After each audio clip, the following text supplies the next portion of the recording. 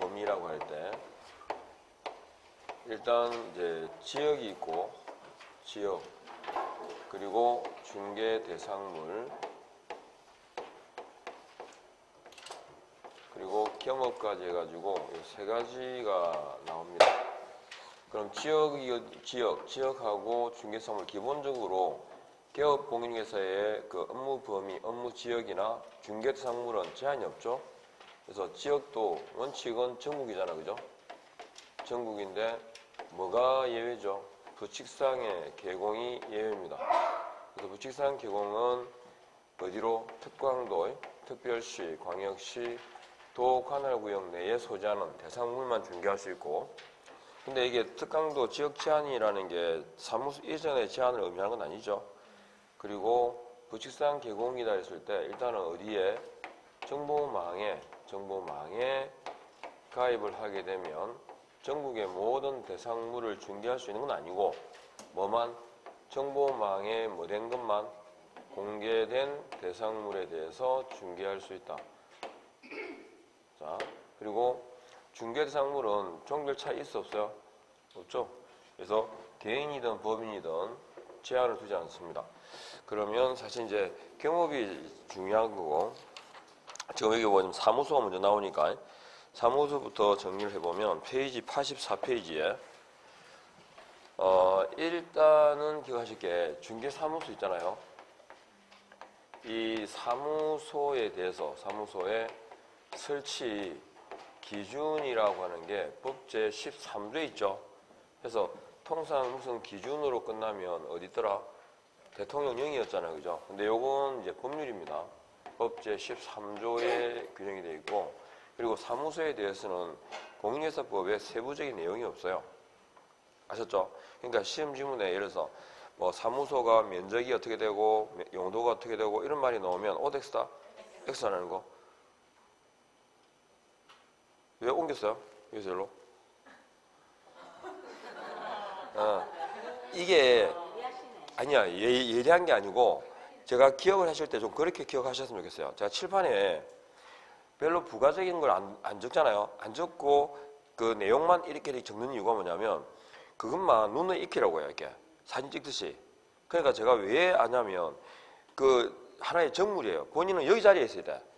그러니까 그림이 달라져. 뭐 알겠죠? 그러니까 그림이 달라져요. 그림이. 그러니까 기억을 그렇게 한다고. 연상을 할 때 칠판에 뭘 적었더라 이렇게 기억하잖아, 그죠? 그러면 그렇게 기억하면 뭔가 달라. 뭔가 아시겠죠? 예, 그렇게 기억을 하시면 오래 가요. 눈으로 기억하면. 자, 그 다음에 이 사무소에 관한 내용은 자, 우리가 절대적인 금지가 아니었죠. 1등록이니까 사무소 몇 개?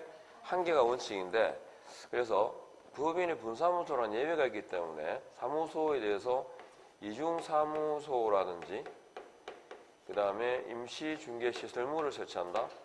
임시중개시설물을 설치하게 되면 그때 이건 상대적 금지이기 때문에 등록은 취소하고 할 수 있고 몇 대 몇? 1대 1입니다. 그죠? 그리고 사무소 설치의 지역 단위가 뭘까요?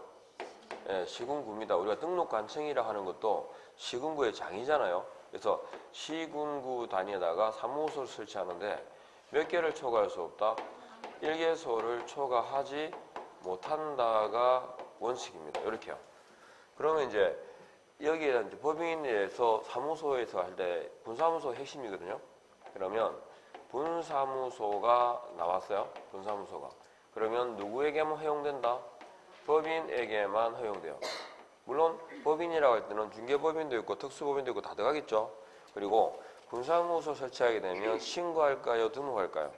신고. 그럼 분사무소의 설치는 둘 수 있는데 분사무소 두더라도 어디는 못 둬요? 주된 사무소가 있는 지역에는 못 두죠. 왜? 주된 법인인 기업 공인중개사란 말 자체가 사무소가 있다 없다? 있죠. 그 사무소의 이름이 뭐예요? 주된 사무소예요. 그러니까 주된 사무소 있는 지역에는 이미 시군구 단위의 사무소 하나 있기 때문에 분사무소를 둔다 못 둔다? 못 두고, 그럼 분사무소에 관한 사항은 어디서 관할하죠? 뒤에는 분 뒤에는 주가 와야 됩니다. 이게 핵심이죠. 주가 옵니다. 그러면 분사무소에 설치 신고하게 되는데 신고할 때 보정이 먼저입니까? 신고가 먼저입니까? 보정 후 신고죠. 등록 후 보정이고 보정 후 신고고 그 차이가 그 이유가 뭐랬죠? 왜 등록하고 난 다음에 보정한다고? 그죠? 개공만 책임지니까. 공인중개사법상에서 책임지는 건 개공의 행위에 대해 책임져요. 그러니까 개공이 되는 때가 언제다? 이 법에서 한 사람 등록한 때니까. 근데 분사무소를 설치한다는 자체가 이미 개공이죠. 그러니까 신고를 하기 전에도 분사무소를 설치하고 그 분사무소에서 중개사고가 생길 수 있죠. 발생하게 되면 그때도 책임진다 안 진다? 진다는 거. 그래서 보정부터 하고 신고합니다. 얼마? 1억 이상 추가로. 지나가서 들으면 돼요. 그냥 이런 거는. 그러면 분사무소에는 뭐가 걸렸을까요? 신고 필정이. 그럼 분사무소에서 중개물을 수행하는 자가 누구죠? 책임자. 책임자는 일반인이다? 실무 교육을 받은 공인중개사입니다. 물론 특수법인은 제외하고. 그러면 다 주가 되는데 딱 하나 예외가 있습니다. 뭐? 주택. 그죠? 주택 중개보수입니다. 주택에 대한 중개보수는 어디 관할? 분사무소 관할 시도 조례에 따른다. 그죠? 뭐 분사무소에 관한 내용이 막 길어 보여도 딱 두 줄 요것만 알면 돼요. 그러면 답은 찾아져요. 아셨죠? 이렇게 딱 기억하시고. 그럼 이제 분사무소 나오고, 자, 그 다음에 또 공동사무소가 있습니다. 공동사무소다. 사무소 공동사용이라고도 하고, 그러면 공동사무소 그러면 나와서는 안 되는 단어가 뭐죠? 공동입니다. 그죠? 공동사무소 그러면 대표가 일괄 함께 공동으로 라는 표현은 X죠? 왜? 공동사무소 자 구성해서 제한이 있을까 없을까? 제한이 없어요. 그죠? 제한이 없다. 그죠? 책임 누가 질까요? 각각. 그죠? 다 따로입니다. 그러니까 공동사무소에서 같이 하는 밥값은 따로 내죠? 그죠? 다 따로입니다. 같이 하는 건 단지 사무소만 보다 같이 쓸 뿐이다. 이렇게 해요. 그럼 사무소를 공동으로 사용하는 방법은 신규 등록에 의하거나 또는 중개사무소를 이전하는 방법으로 공동으로 사용할 수 있죠. 이때 뭘 첨부하더라? 사용 승낙서를 첨부합니다. 이 사용 승낙서는 누구의 사용 승낙서? 다른 개공의. 그래서 이렇게 하면 역시 공동사무소도 끝났죠. 그 다음에 자 사무소 이전이 나옵니다. 중개사무소에 이전이라 할 때 일단 사무소 이전은 등록증상의 소재지가 바뀌죠. 그러면 이건 기재사항 변경이에요. 기재사항의 변경은 등록증을 어떻게 해야 될까요? 등록증을 재교부 해야 되는 사유입니다. 자, 등록증의 재교부 사유가 뭐였을까요? 잃어버렸거나 못 쓰게 되었거나, 그죠? 분식 훼손, 그 다음에 기재사항 변경, 그리고 종별 변경에 예외가 있었죠. 기억하십니까? 그렇지. 부치사항 개공이 뭐로 바뀔 때? 공인중개사인 개공으로 바뀔 때 어디서? 등록관청 관할구역 내에서. 이 두 개 조건이 결합되면 원래 종별 변경은 신규예요. 그런데 이것만 뭐라고? 재교부예요.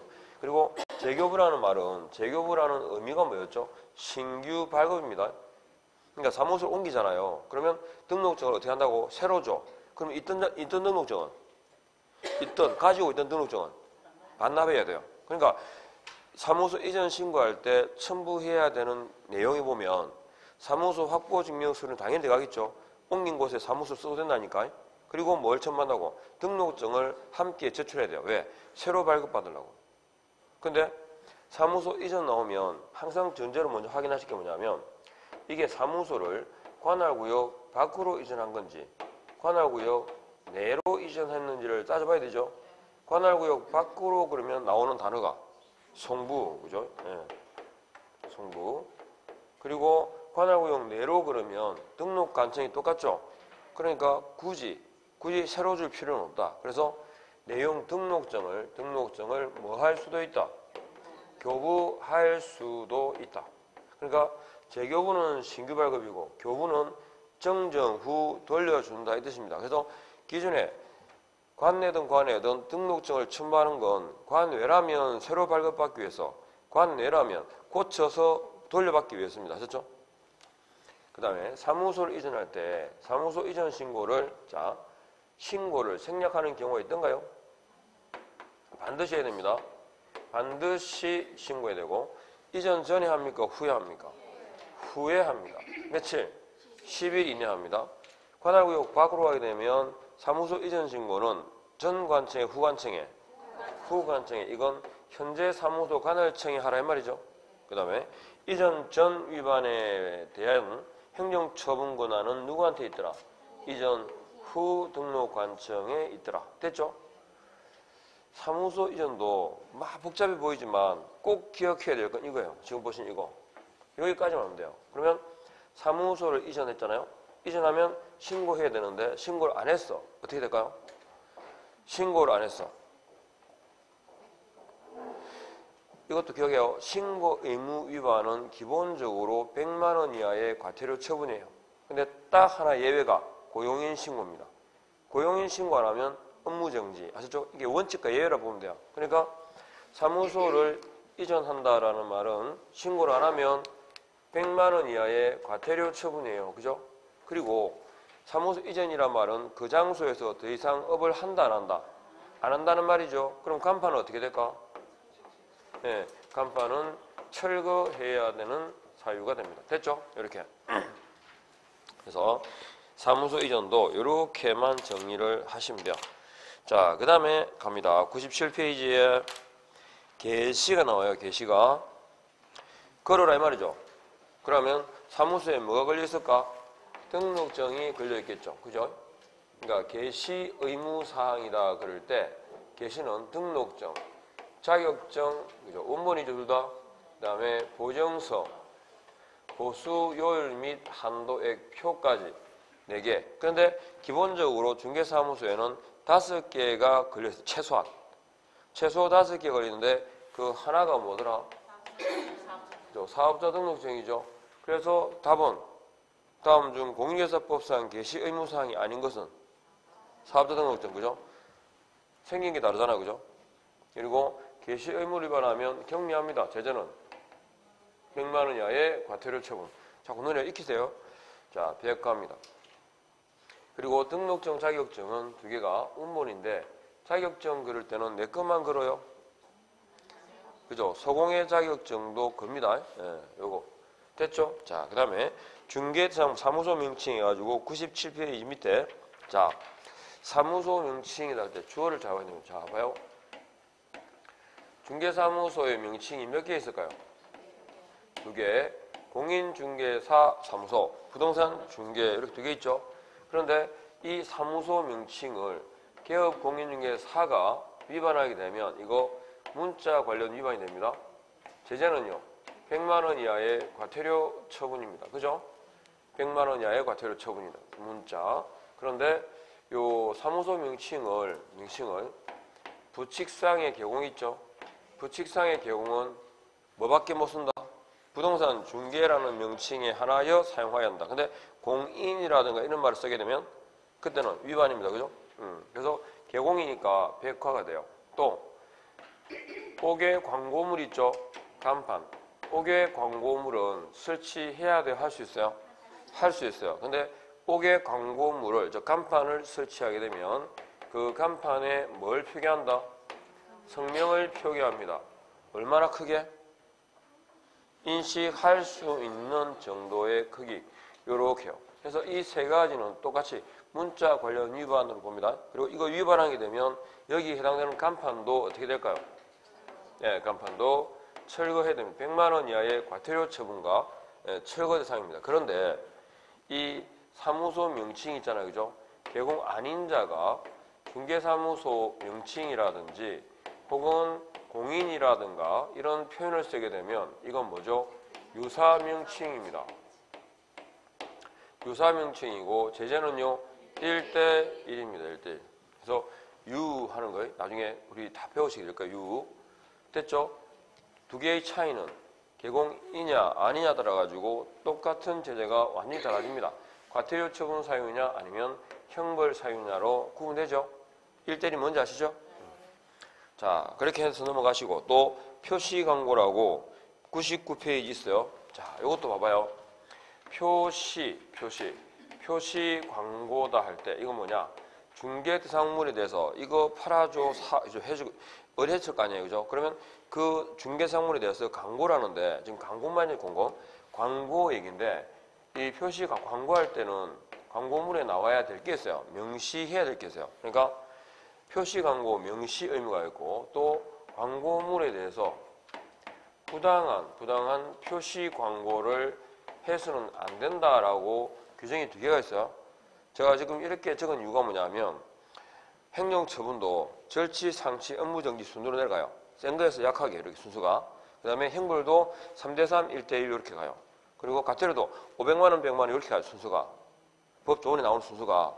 그러니까 표시 광고를 기준으로 뒤에 과태료 중에서 뒤에 오는 게 뭐라고? 백화죠. 네, 그렇게 기하시 연상을 하시라고. 그래서 표시 광고 규정 위반은 백화예요. 그러면 부당한 표시 광고는 뭐겠어요? 500만 원 이하의 과태료 처분입니다. 이거 나올 거예요, 그죠? 그래서 표시 광고 명시 의무고 부당한 표시 광고고 이렇게. 그러니까 명시할 때 듣기만 하셔도 돼요, 그죠?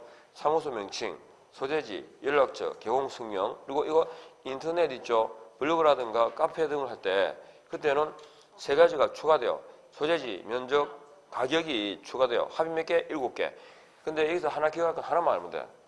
중개사 대상물에 대한 표시 광고 명시를 할 때 나와서는 안 된다. 이것만 알면 돼요. 중개보조원에 관한 사항은 명시해서는 안 된다. 이게 이제 추가된 거고 법정화된 거죠. 이게 원래는 이를 여고 이 제도를 도입했어. 개공 아니면 광고 못하게 하려고. 근데 너무 사람들이 그죠. 중개사무소에 자격증 없이 일하는 사람 많잖아요. 많았기 때문에 계속 유보시켰죠. 근데 다른 편법들이 이제 막 상하니까 아예 중개보조원에 관해서는 안 되게. 제가 얼마 전에도 그 월요일도 제가 그 질문을 받았거든요. 실제로 이분이 일을 하시고 계시는데 유튜브 있잖아요. 광고를 하는데 그 소장님도 제가 아시는 분이 있는데 막 광고를 하는데 거기다가 이름 있잖아요. 그러니까 소장 이름 전화번호 나오고 그 중개보조원 있잖아요. 중개보조원 이름 전화번호 같이 넣는 거 이렇게. 지금 그게 허용이 돼요. 국토부 유권에서 그렇게 하거든요. 그러니까 개공 책임지는 자가 있고 중개보조원 같이 병기가 되면 괜찮다 했단 말이에요. 이게. 그랬는데 아예 이제 안 된다고. 8월 20일부터. 여겠죠? 예. 네. 올해. 예. 올해. 그러니까 이제 중개보조원은 광고 못해요. 그냥 그래 이해를 하시면 돼요. 그래서 시행 시기가 그렇다는 거죠. 어쨌든 요 중개보조원은 명시하면 안 된다는 거 하셨죠? 그리고 부당한 표시 광고 어떤 거냐 그러면 요것도 부존 말줄에 보면 존재하지 않는 거 있죠. 그 다음에 과장 광고, 그 다음에 부동산 거래 질서를 해친다, 교란 행위. 요 3가지의 경우가 부당한 표시 광고예요. 아셨죠? 근데 이거는 지금 과태료니까 주어가 뭐겠어요? 예, 개공인 경우라야 그래요. 개공인. 근데 개업 공인중개사 아닌 자가 표시 광고하죠. 표시, 즉 광고를 하게 되면 이거 몇 대 몇? 1대 1이에요. 그래서 유사명칭 그리고 여기 보신 거 표시 광고할 때 표 아셨죠? 1대 1입니다. 형벌 사유입니다. 역시 차이는 그거죠. 개공이냐 아니냐 따라 가지고 차이가 주어지더라. 됐죠? 이렇게. 그 다음에 뒤에 보면 인터넷 등 모니터링이 있어요. 모니터링.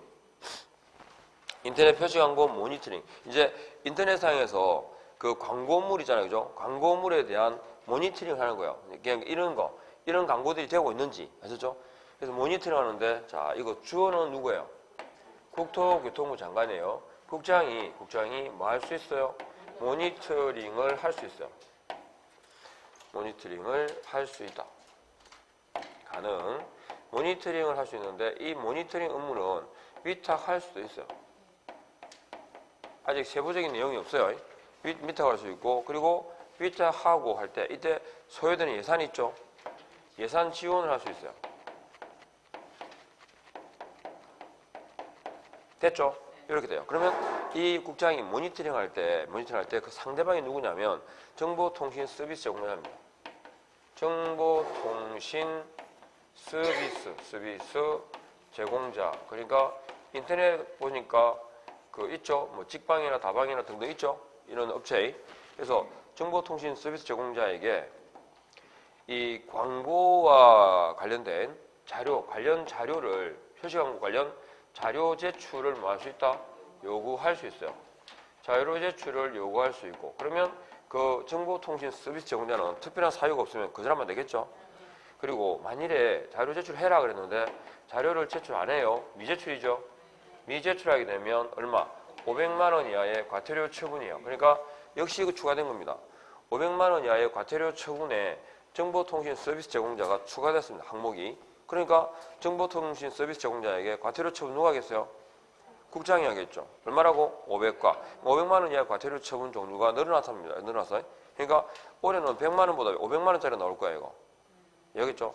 예, 표시광고 등 해가지고 묶어서 설명도 한 문제가 넣을 수 있고 어쨌든 봐야 되고. 그 다음에 또 이 정보통신 서비스 제공자에게 이 표시광고를 관련해가지고 확인 또 추가 정보 게재 등 조치를 요구할 수 있습니다. 그런데 역시 이러한 조치에 대해서 안 했다. 미조치죠. 조치를 하지 않았을 때 이때도 역시 제재는 얼마다? 500만 원 이하의 과태료 처분이다. 그러니까 정보통신 서비스 제공자가 과태료 처분을 받는 경우가 두 종류가 있죠. 이렇게. 이러면 역시 모니터링에 관한 내용도 딱 정리가 돼요. 그래서 국장이 정보통신 서비스 제공자를 대상으로 해가지고 과태료 처분을 할 수 있다까지 됐죠? 이렇게 하면 표시광고, 그 다음에 사무소 명칭, 그 다음에 모니터링까지 해가지고 정리할 수 있습니다. 간단하죠? 요렇게만 정리하시면 돼요. 갑니다. 그 다음에 다시 이제 기업업가요.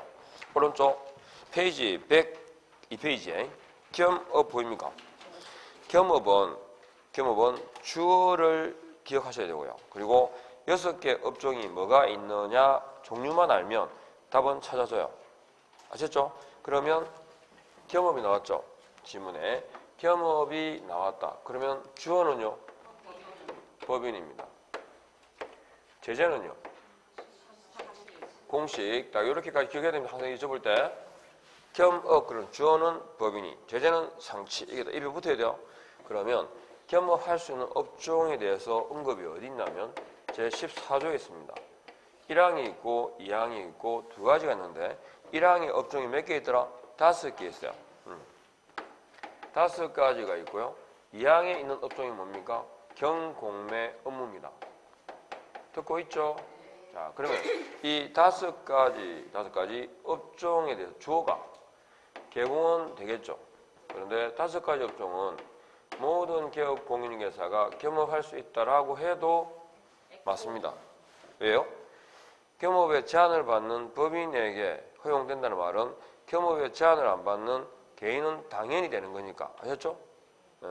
그리고 경공면무가 이제 문제가 돼요. 경공면무, 개공은 경공면무를 겸할 수 있다. 맞죠? 그런데 모든 개공이 되면 X입니다. 왜 틀렸을까요? 그죠? 부칙상 개공은 경공면 의무 자체를 못합니다. 그 다음에 다르게 모든 개공도 다르게 법인 아닌 개업공인중개사가 이렇게 돼도 X죠. 법인이 아니 사람은 자연인이 있고 법인이 있잖아요. 자연인을 말하겠죠. 저 개인을 말하겠죠. 그러니까 거기는 뭐가 포함돼? 부칙상 개공이 들어갑니다. 됐죠? 이렇게 해서 답 찾을 수 있죠. 자, 일단은 지문상에서 옳은 건지 틀린 건지 구분을 하셔야 되고 그 다음에 6개 업종을 기억해야 되는데 핵심되는 단어들 중심으로 보면 돼요. 자, 겸업할 수 있는 업종이 대행이 있잖아요. 대행이 몇 개 있어? 2개 있다 정도까지는 알죠? 지금 수업 들으시면서 있잖아요. 저걸 내 머릿속에 다 들으셔야 되는데 라고 생각을 안 하시죠? 지금 들으시는 동안에 이 정도 하면 돼요. 그리고 무슨 말인지 알아들으면 되고 나중에 확 줄여가지고 몰아칠 때 땡겨올 수 있을 정도면 되면 돼요. 그거 갖다가 수업 듣는 동안에 다 머릿속에 집어넣을 정도면은 다음 달 안 올 거야, 이거. 그죠? 그러면 안 되잖아, 그죠? 이렇게 보고 싶으니까 와야 될 거 아니야, 그죠? 그러니까 대행이 몇 개 있어요? 2개가 있어요. 그러니까 관리대행, 분양대행에서 포인트는 뭐였어요? 그렇죠? 대상물이 상가랑 주택이라는 게 포인트겠죠. 물론 상가주택이라고 제한을 시키는 건 주어가 뭐일 때? 법인일 때죠. 법인일 때. 그죠? 공인계사인 개공이 되면 돼, 안 돼? 다 돼요. 토지 분양되면 돼, 안 돼? 돼요. 그 다음에 나오는 게 상담입니다. 상담이라고 할 때 주의할 건 무엇이겠어? 대상자, 대상물에 제한이 없어요. 여기는 상가주택이잖아요. 상담은 부동산, 즉 토지, 상가 다 아셨죠?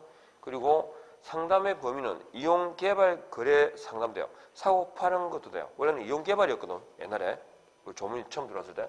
근데 개발뿐 아니라 매매 있죠? 거래 상담도 돼요. 그리고 개발 상담은 되는데 개발업은 안 돼요.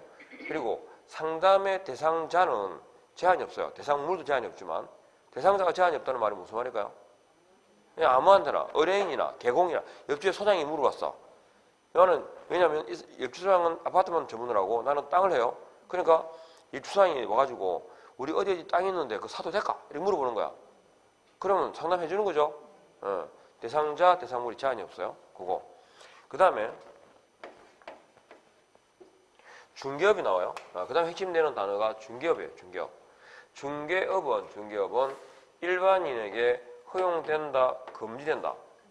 금지돼요. 그러니까 중개업의 경영기법, 경영정보 제공도 일반인을 대상으로 하는 것이 아니라 누구를 대상으로 해야 돼? 그죠? 개공을 대상으로 하는지가 나와요. 포인트가. 그 다음에 이제 용역이에요. 용역이 딱 나오면 용역에서 포인트는 뭐죠? 알선입니다. 알선. 이사업체 도배업체를 소개해 줄 뿐이지 이사 도배업 자체를 겸할 수는 없어요. 아셨죠? 용역 알선입니다. 그러니까 알선 대신 뭐가 나오더라? 제공이 나오죠. 그 다음에 경공매업무입니다. 경공매 업무까지 나오는데 경공매 업무는 4개 있었죠. 권리분석, 취득알선, 매수신청 대리, 입찰신청 대리까지 몇 개? 4개. 그런데 권리분석과 취득알선은 판례상 물어본다. 중개로 보기 때문에 별도의 절차가 필요 없잖아요. 근데 중요한 건 이겁니다. 경매 대상, 부동산에 대한 매수 신청의 대리, 그 다음에 입찰 신청의 대리, 이렇게요. 그래서 이 경우에 매수 신청 대리, 입찰 신청 대리 업무를 겸하는 경우에는 어떻게 한다고? 법원 등록을 요한다. 법원 그러면 생각나는 게 경매입니까? 공매입니까? 법원 경매 다 붙어있죠 입에? 법원 등록입니다. 그래서 주의할 건 이게 공매가 아니라 경매라는 거. 그리고 대리 행위를 할 때만 법원 등록을 요한다. 해서 이렇게 핵심되는 거 6가지 업종의 포인트 딱 찾아보시면 답원치 나와요. 6개의 업종을 알고 있느냐가 포인트니까 하시겠죠? 자, 이렇게 하고 그 다음에 고용인 가봅니다. 107페이지.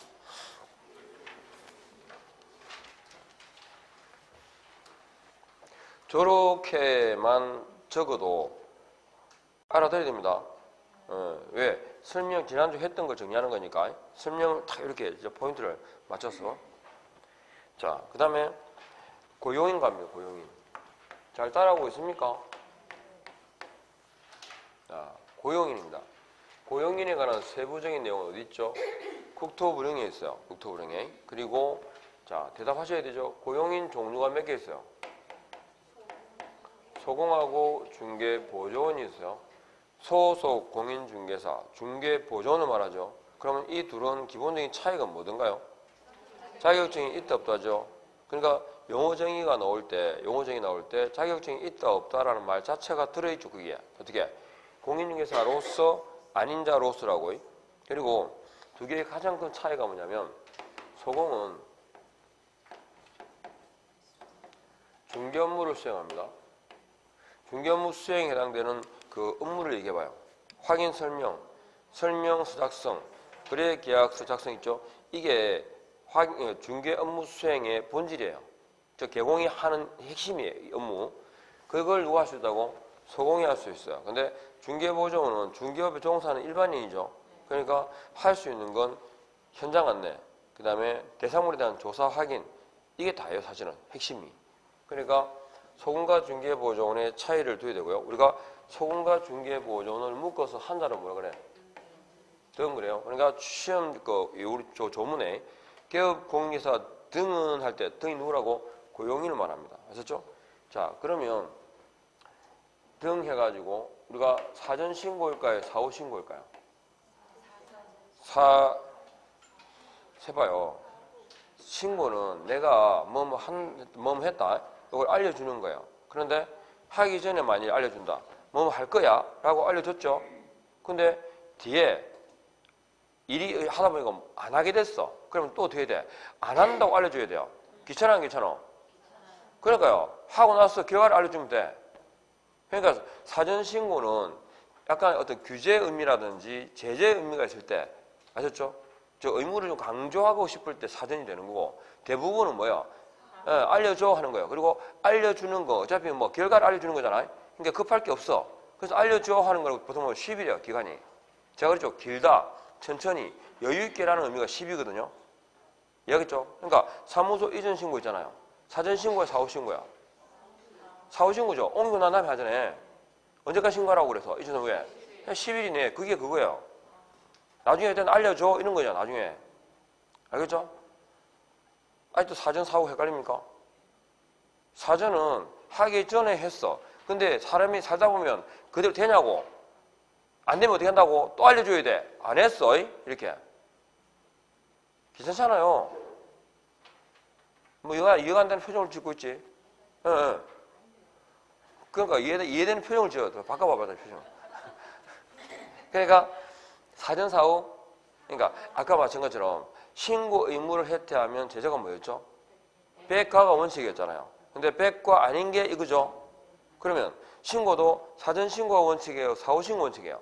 사후 신고 원칙이고 사전 신고가 유일하게 휴업 등이 있는 거예요. 이해하겠죠? 네. 그래서 사후 신고입니다. 그리고 이 신고 의무를 해태하면 얼마라고? 100만 원 이하 과태료인데 이것만 뭐라고? 업무 정지 대상입니다. 그리고 고용을 하게 되면 신고해야 되는데 뭘 받고 교육을 받게 한 후에 언제까지 할까요? 업무 개시 전까지 해야 돼요. 그러면 고용관계가 종료되면 나중에 알려줘 이 말입니다. 종료된 날부터 며칠? 10일 이내에 신고하라. 그리고 등 그러면 뭐요? 교육이죠. 소공 그러면 실무교육, 중개보조원 그러면 직무교육으로 구분됩니다. 이렇게요. 그 다음에 중요한 게 그게 107페이지에 그 15조 2항이 주의항, 이 2항에 있는 이 내용이 중요합니다. 그리고 이렇게 신고를 받았으면 등록관청은 소공인 경우에는 자격 확인 요청을 해야 되죠. 그리고 고용 신고를 받으면 결격 사유자인지 아닌지, 그 다음에 교육을 수료했는지 안 했는지 그걸 확인해야 됩니다. 누가? 등록관청이. 의무사항입니다. 하고 안 하고 아니고 해야 됩니다. 자, 그 다음에 그 15조 2항의 내용이 중요한데 고용인의 행위입니까? 업무상 행위입니까? 업무상의 행위는 그죠? 그를 고용한 개공의 행위로 본다 그랬죠? 주의할 건 두 개입니다. 행위냐, 업무상 행위냐, 그 다음에 본다, 추정, 본다, 간주죠? 그리고 본다라는 말은 책임을 진다. 개공이 책임지면 고용인은 책임 안 집니까? 집니다. 자신의 불법 행위에 대한 책임은 따로 져야 됩니다. 자, 거기서 그러면 개공이 손해배상 책임을 지는데 그게 무과실입니다.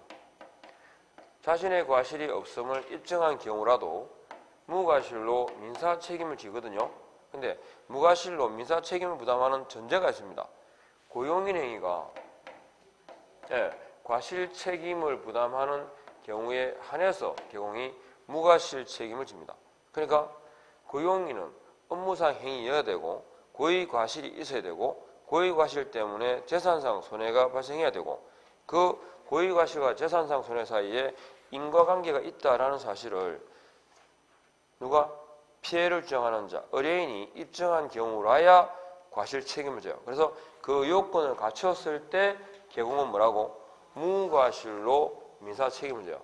그러니까 대신 진 거예요. 그죠? 그래서 개공은 고용인에게 뭐 한다? 구상권 행사할 수 있어요. 또 고용인 행위가 법제 48조의 3대3, 법제 49조의 1대1이라는 행정형벌이죠. 형벌 중한 위반입니다. 근데 형벌에 해당되는 위반을 한 이유가 어디서? 개공이 고용인에게 관리 감독을 제대로 하지 않았기 때문이라 보거든요. 그러니까 고용인뿐 아니라 누구도 같이 처벌하겠다. 관리 감독을 잘못한 데 따라서 기업 공인중개사까지 양자를 모두 처벌하겠다가 양벌입니다. 그러면 뒤집어서 개공이 고용인에게 관리 감독을 제대로 한 경우라면 양벌 규정은 적용할까 안 할까? 안 한다. 면책 사유가 있다 없다? 있다.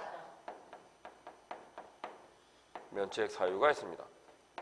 그리고 양벌 규정에 의해 가지고 그 개업 공인중개사에게 어떻게 해요? 48조 위반이라면 그 48조에 규정된 벌금이 얼마죠? 3천만 원. 1대1 49조라면 1,000만 원 이하의 벌금, 즉 해당 조에 규정된 뭘 거한다? 벌금형이라는 형사상의 책임을 묻습니다. 그러면 이 벌금은 과실이에요, 무과실이에요? 과실이죠. 관리 감독을 잘못했기 때문에.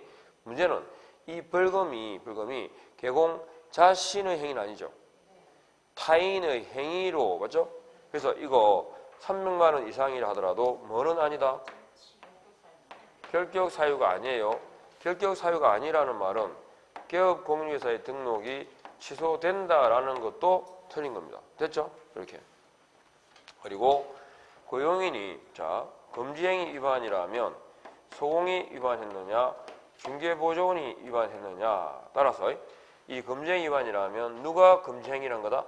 개공이 금지행위를 한 거라 보니까 등록을 취소할 수 있죠. 상치는 동시에 뭐가 됩니까? 업무정지 6월을 명할 수 있습니다. 상치라는 뭐다? 행정상의 책임을 부담하게 된다 이렇게요.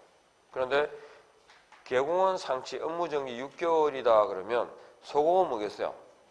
그죠? 그냥 고민할 게 없어요. 자격정지. 다만 중개보조원의 행위라면 중개보조원에게는 어떠한 행정상의 책임도 물을 수 없고 누구에게만? 개공에게만 행정상의 책임을 묻는다. 이렇게 합니다. 됐죠?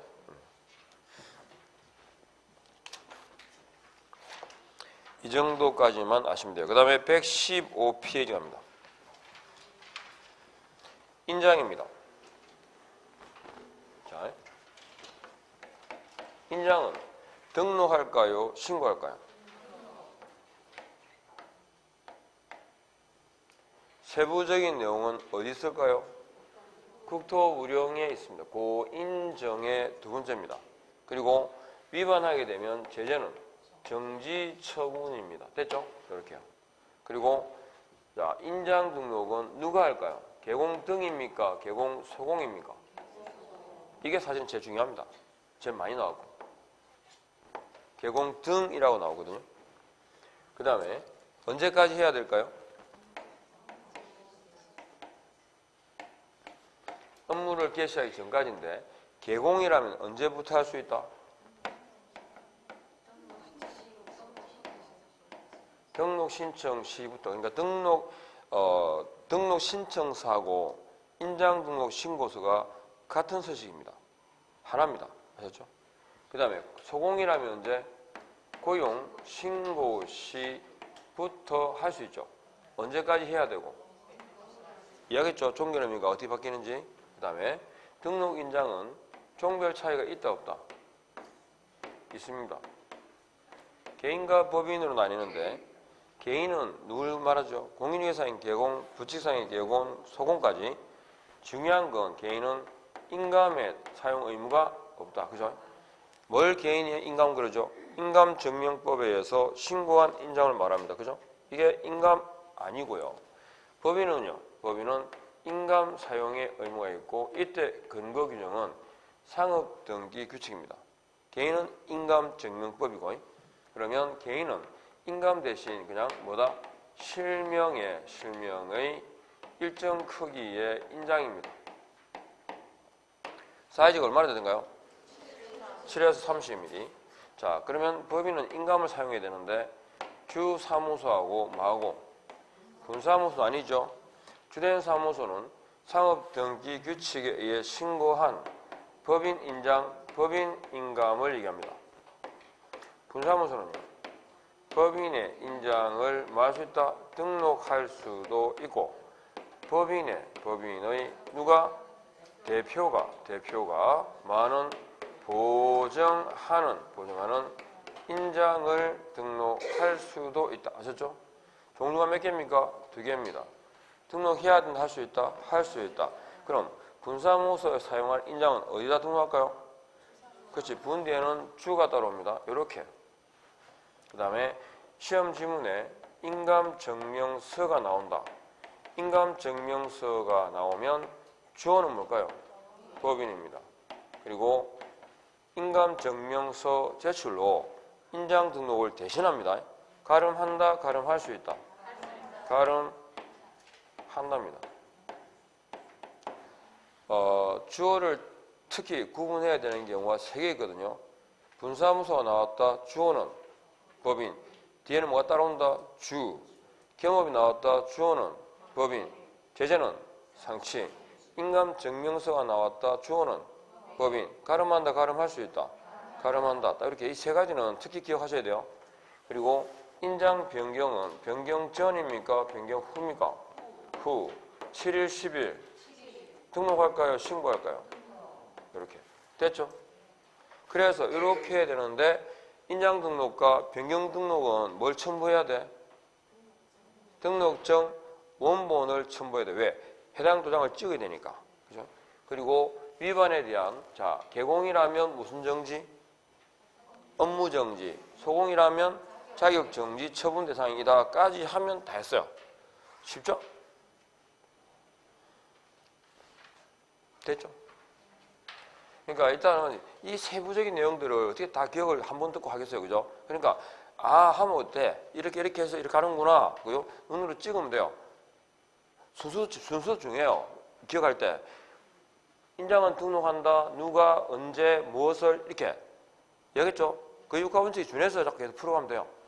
자, 갑니다. 그 다음에 휴업증이 나옵니다. 오늘 이제 할 건데. 이것도 간단해요. 복잡하지 않으니까. 휴업증 해가지고 페이지 119페이지 보세요.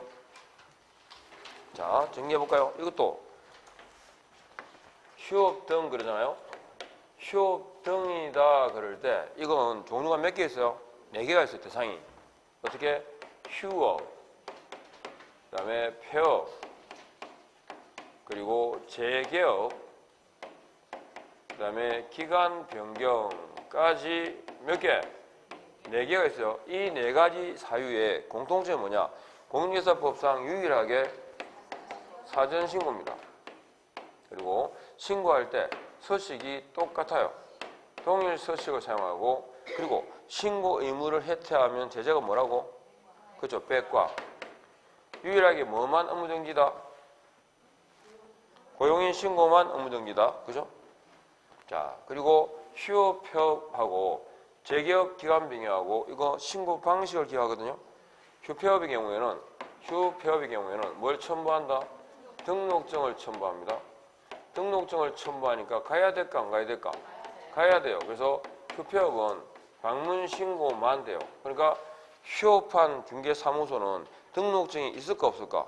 없어요. 아셨죠? 자, 그러니까 방문 신고니까 가로 열고 나오거든요. 전자문서에 의한 신고를 포함한다, 제외한다. 제외한다. 아셨죠? 그 다음에 재개업은 전자문서에 의한 신고가 가능합니다. 그리고 재개업 기간 변경이라 할 때 신고할 때 등록증을 첨부할까요? 그럴 리가 없잖아요.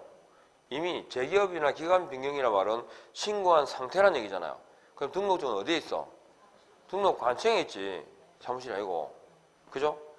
개공이 안 갖고 있어요. 지금 등록증은. 이해합니까? 이미 등록관청에 제출한 상태거든요. 자, 그리고 시험 지문에 답 찾는 포인트예요. 휴업이 딱 나왔어요. 휴업하면 다 신고할까? 예전에 제가 그랬죠. 3초 삼겹살이라고 있었거든요. 3초 삼겹살 먹어봤어요? 이 3초 삼겹살이라고 고깃집이 있었는데 이 삽자루 아시죠? 삽자루 같은 데다가 1인분에 2줄이야. 그래갖고 고기를 삼겹살을 착착 펴. 그러면 이제 그 고깃집 안에 가면 화덕이 큰 게 있어요. 화덕에 엄청 열이 지금 숯불인지 뭔지 모르겠는데 하여튼 막 불이 타고 있어. 맞아요, 숯불. 하여튼 불이 씩 타고 있어요. 그래가지고 그 삽자루를 넣어요. 딱 넣고 하나, 둘, 셋 하고 꺼내야 돼. 그래야 3초 삼겹살이야. 그게 초벌이에요, 초벌. 식탁에는 다시 있잖아요. 집 그래가지고 불을 사사사사 이렇게 피워요. 그에다가 다시 재불 해야 돼. 예, 그래갖고 다시 마무리 해가지고 김치찌개하고 드시면 돼요. 그 집이 김치찌개가 되게 맛있었는데 망했어요. 예? 김치찌개 맛으로만 되는 건 아니야. 고기도 맛있어요. 하여튼 망했어요. 그러니까 그 3초 삼겹살 그 뜨거운 열에 그 고기를 갖다가 6초 정도 놔두면 어떻게 될까? 탑비. 그러니까 휴업은 6초를 금지해요. 6초 금지 아셨죠? 휴업 몇 초 금지라고? 6초 금지. 왜? 새까맣게 탄다니까? 자, 그래서 휴업이 딱 넣으면 몇 초 되인다고 적당하게? 3초예요. 그래서 자, 3초 사전 방문 신고라는 이 순서대로 지문을 봐야 돼요. 그러니까 일단 제일 먼저 확인할 건 휴업 앞에 3초가 있냐 없냐를 봐야 돼요. 그러니까 휴업한다고 바로 신고하는 건 아니죠. 몇 초? 3초. 또 3초가 뭔지 몰라. 3월 초가를 말합니다. 3월 초가. 그 다음에 폐업은 이거요. 신고 사유가 없어요. 그럼 개공이 휴업 폐업을 언제 할까? 하고 싶을 때 합니다. 그러니까 폐업을 하는데 기업 공유회사가 이러한 경우에 폐업 신고를 하여야 한다라고 나오면 X예요. 사유 자체가 없어요. 지 하고 싶다는 거야. 그 다음에 재개업의 경우에는 봐봐요.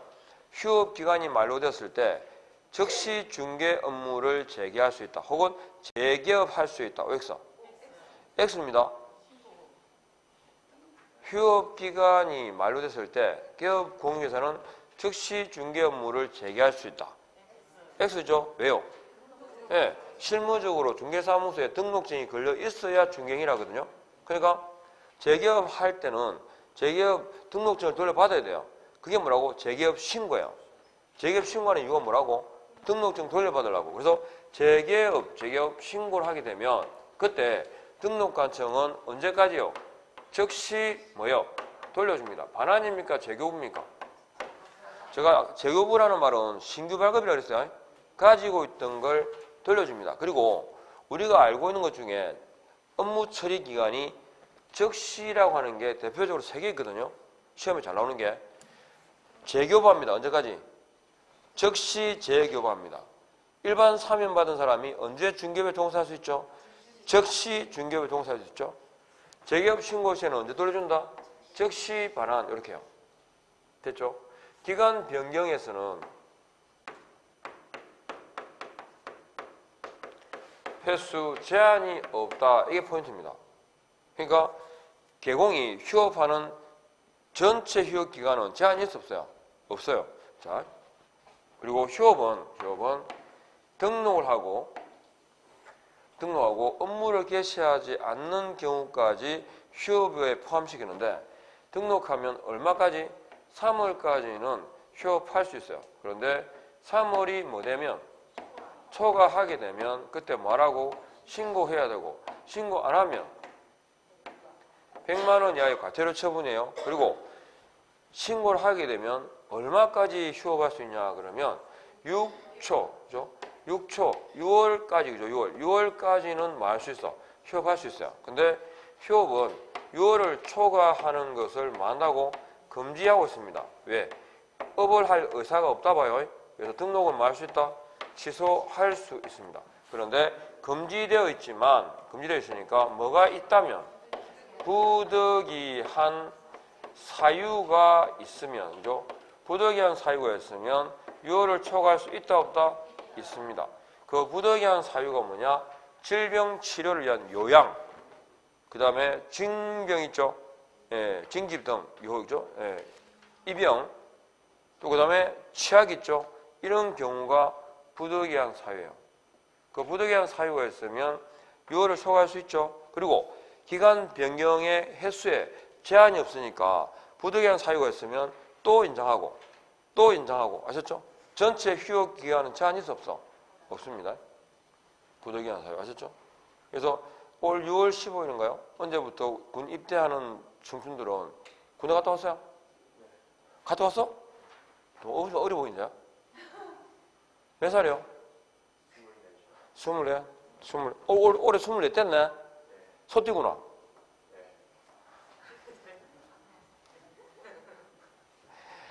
야, 6월 15일부터 가면 18개월이에요. 그러니까 6월달 입소하면 내년에, 그죠? 내년에 나와. 짧아졌죠? 뭐 불만이 어디서?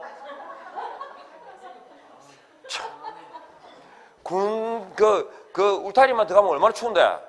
지금 온도가 지금 30도 넘어가는 지금 좀 어디라? 올 천원인가? 어디가 24.1도인가? 얼마나 추운데요? 그게 웃기는 게 위병소만 지나가면 추워. 그 앞에. 그게 실제로도 있잖아요. 실제로도 추워요. 왜냐면 도시에서 그 건물들인데 뿜는 열이 생각보다 높아요. 근데 그 군부대가 원래 외지에 떨어져 있잖아요. 딱 그 부대 안에 가면 없어. 뭐 막사하고 몇 개 뭐 건물밖에 없어요. 그리고 또 월급도 올라서 50몇만 원, 55만 원만가?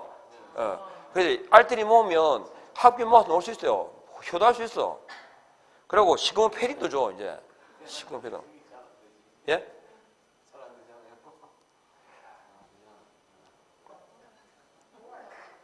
많이 모았다고? 아, 그게 얼마 안 될 때는 있잖아요. 부대에서도 돈이 필요하대.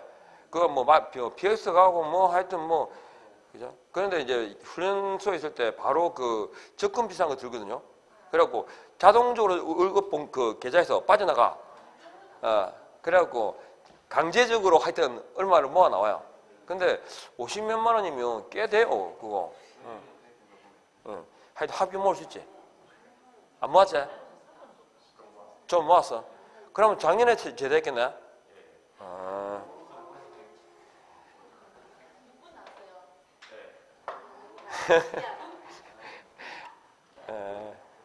야, 진짜.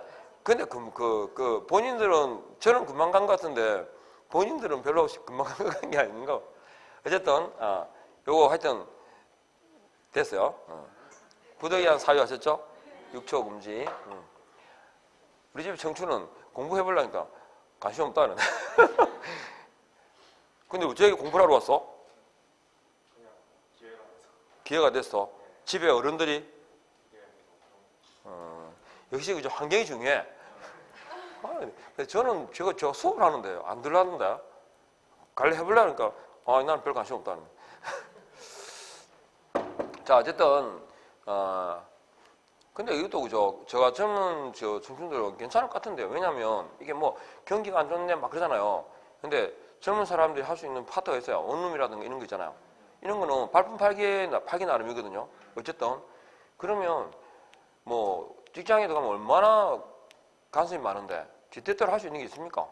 그죠? 웃기는 게 어디 공적인, 그러니까 사람이 이게 친밀도 역설 같은 경우인데 공적인 관계에서는 있잖아요. 지 마음대로 못 하잖아요. 집에 와서는 또 지 마음대로 하려고 그래. 그죠?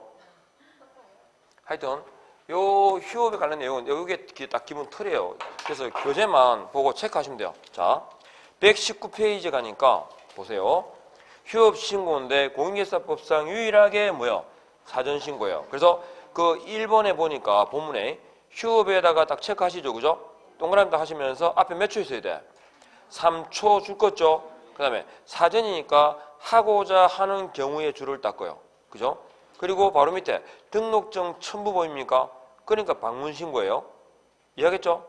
딱 3개 파트가 나와야 돼. 3초 하고자 하는 경우 등록증 첨부 이런 식으로.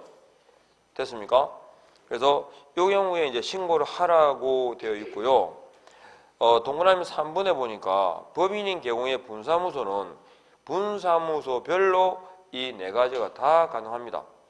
그 다음에 휴업기간은 얼마를 초과할 수 없다? 6초 금지. 다만 부득이한 사유가 있을 때는요. 요를 초과할 수 있죠. 넘어갑니다. 그리고 기간 변경 및 재개 신고다 그랬는데 자, 기간을 변경한다 그럴 때 일단 횟수 제한이 있을까 없을까? 없고 사전 신고라는 데 포인트를 두시면 돼요. 그리고 동그라미 2번에 보니까 잘 따라오고 있습니까? 휴업한 중개업의 재개 신고나 기간 변경 신고는 전자문서로 할 수 있다. 돼 있죠? 예, 요거 전자문서 가능이라는 것만 아시면 되고요. 그리고 3번에 재개업 신고다 그랬을 때에 자, 세 번째 줄 뒤에 보십시오. 중개사무소 재개 신고받은 등록관청은 반납받은 등록증을 언제까지 즉시 반환하여야 한다에다가 줄 딱 것이고, 그 다음에 폐업 신고도 등록증을 첨부하죠 까지만 기억하시면 돼요. 그리고 폐업은 언제 한다 그랬어요? 하고 싶을 때 하는 겁니다. 특별한 사유가 있어 없어요? 없습니다. 그리고 맨 밑에 쌍가루 3번 폐업을 한다는 말은 그 장소에서 더 이상 업 안 하는 거죠. 간판은 그런 거 어떻게 해야 될까? 철거해야 됩니다. 넘어가시고. 그 다음에 오른쪽 갑니다. 협회 통보 및 제재. 휴업 등도 협회에다가 통보를 해줘야 되는데 두 번째 줄 뒤에 언제까지 통보할까요? 오른쪽 페이지. 네, 다음 달 10일까지 이것도 습관적으로 다음 달이 매월 10일이나 이렇게 바뀌니까요. 됐죠? 그리고 신고 안 하면 뭐라고? 백과. 그 다음에 6초 금지 위반하면 업을 할 의사가 없다 봐요. 장기야, 6월. 그러니까 6월을 초과해서 업을 하게 되면 업을 할 의사가 없다 보고 등록은 뭐 할 수 있다? 취소할 수 있다. 이렇게 정리하시면 되겠습니다. 아셨죠? 딱 요렇게만 정리하면 돼요. 자, 그래서 교재에 요렇게 하시고 이제 131페이지부터 조금 쉬었다가 가겠습니다.